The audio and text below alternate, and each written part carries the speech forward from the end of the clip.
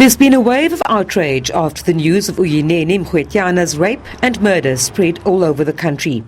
The first-year UCT student was brutally attacked inside this post office, allegedly by an employee who the state says has confessed to killing her. The man also pointed out a place in Khayelitsha where he kept her body. The statistics on gender-based violence is that it's 5 times the global rate in South Africa. That puts South African rates above the norm.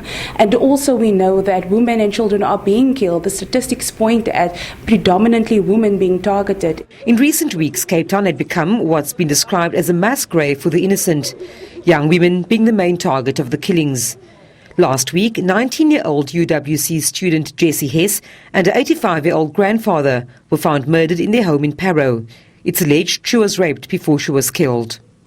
In another incident, the half-naked and beaten body of 14-year-old Yannicka Malo was found in the grandmother's backyard in Hines Park.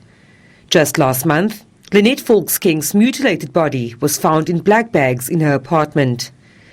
30-year-old Megan Kramer didn't survive the wave of death. She was found buried in a Philippi sand mine in early August. NGOs say the attacks on women and children in South Africa is a crisis which needs urgent intervention.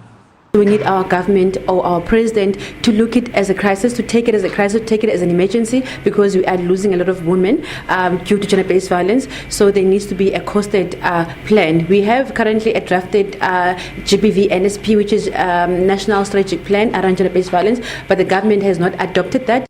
Community activists are planning mass protests against gender-based violence. Walking in the streets, you do not know that you might be the next target. I mean, what happened to Uyinene, it's so painful. She was just going to fetch her parcel and she didn't know that that was her day. Meanwhile, Defence Minister Nosiviwe Mapisa-Nqakula says the killing of women has reached unacceptable levels. We should call on South Africans, call on our society to rally behind young girls. Some of the incidents we have seen in the past couple of months, and for me, the worst which was most striking was what happened over the weekend. Online petitions calling for a state of emergency and for the death penalty on crimes against women have already garnered thousands of signatures. The University of Cape Town has declared tomorrow a day of mourning and activism against gender-based violence. Vanessa Poona, SABC News, Cape Town.